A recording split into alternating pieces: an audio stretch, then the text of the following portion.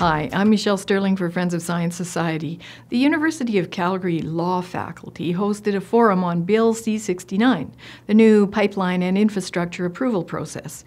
They boldly declared that they would dispel the myths about Bill C-69. Myself and a colleague attended because Friends of Science is opposed to Bill C-69. We believe it to be detrimental to attracting investors. It's far too subjective in parts and open to intervention by too many parties on a topic, important public infrastructure, that is highly technical in nature. The subjective evaluation aspects of Bill C-69 have many expert commentators who have industry experience stating that Bill C-69 will scare off potential investors. And I'm terrified of Bill 69.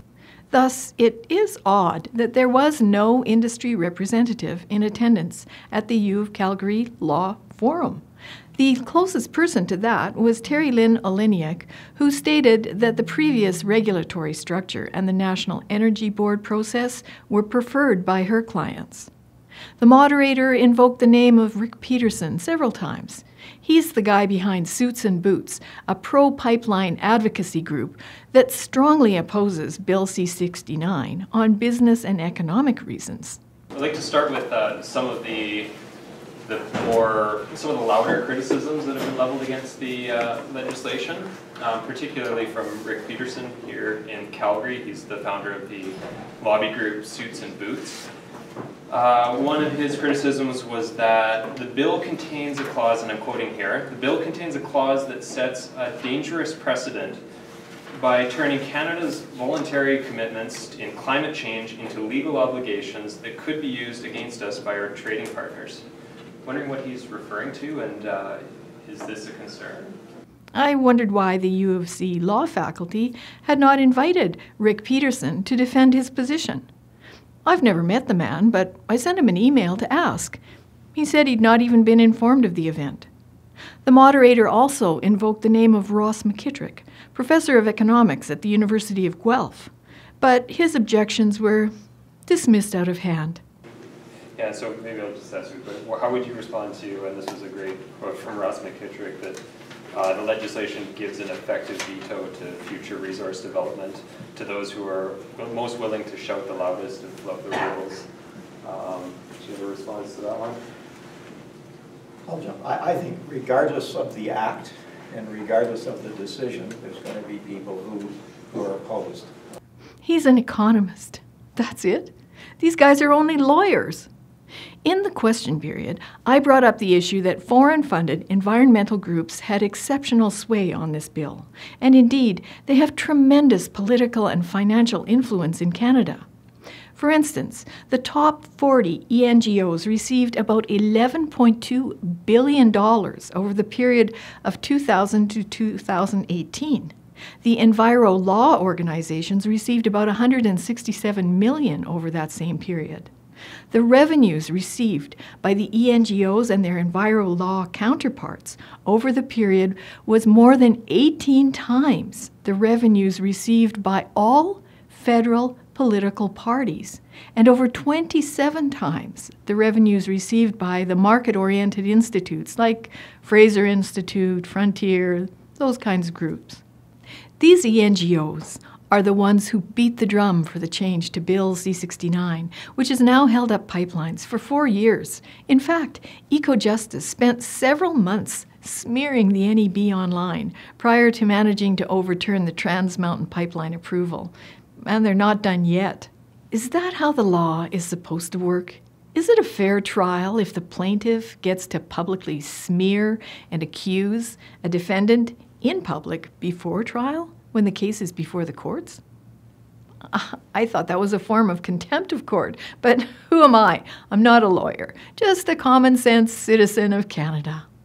Hilariously, at one point, Barry Robinson of EcoJustice made this comment about restricting pipeline protesters and freedom of speech as a charter right.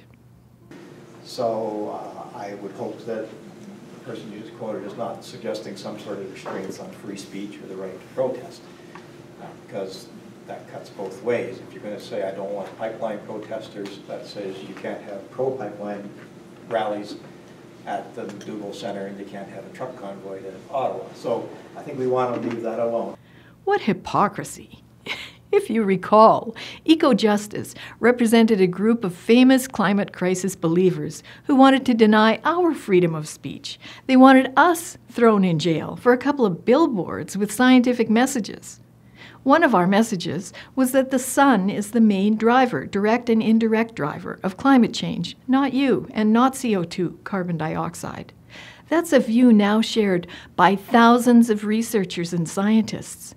In 2017, there were 485 peer-reviewed papers published showing that carbon dioxide is not the main driver of climate change, that nature, rather than humans, has driven recent warming. In 2018, another 85 papers were published showing that carbon dioxide effects on warming, they're nominal at best. In November of last year, Dr. Nir Shaviv, astrophysicist, presented this document to the German Bundestag, urging them to stop wasting money on climate action because the sun is more influential driver of climate change.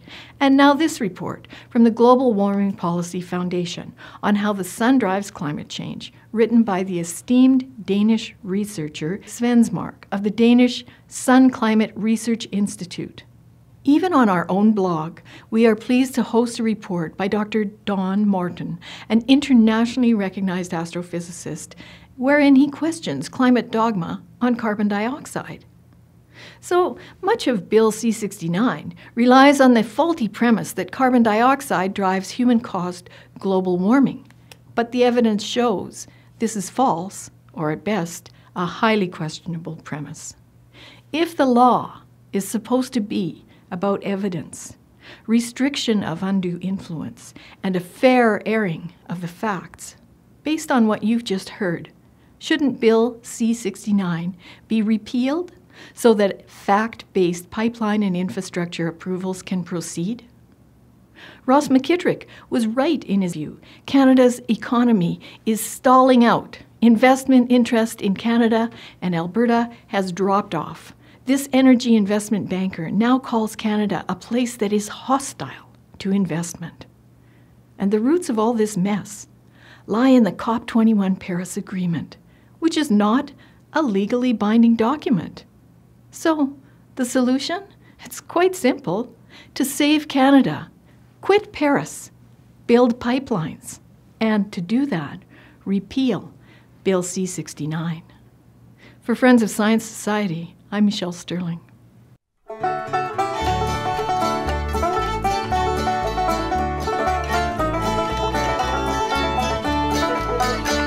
the bill, kill the bill, kill that Bill C-69, we hope you will. Feel the power in our grassroots, let's join up with suits and boots. Tell the Senate they just need to kill that bill. You've told us no you can't all too often. This is just another nail in the coffin. We can't work in the oil sands, C-69 just ties our hands. Tell the Senate they just need to kill that bill. Kill the bill, kill the bill, kill that Bill C-69, we hope you will. Feel the power in our grassroots, let's join up with suits and boots. Tell the Senate they just need to kill that bill.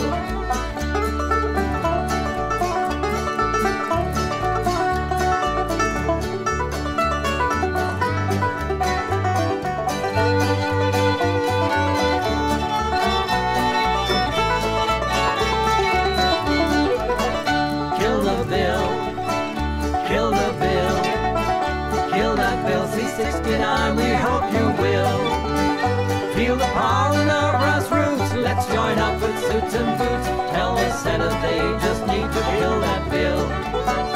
Hello, Senator, it's me you're talking to. Here's a message I have specially for you. Let's get a pipeline to the coast or else our jobs will all be toast. So I'm asking you to please just kill that bill. Kill the bill, kill the bill, kill that Bill C-69, we hope you will. Feel the power in our grassroots, let's join up with suits and boots. Tell the Senate they just need to kill that bill. Kill the bill. Kill the bill. Kill that bill C-69, we hope you will. Feel the power in our grassroots. Let's join up with suits and boots. Tell the Senate they just need to kill that bill.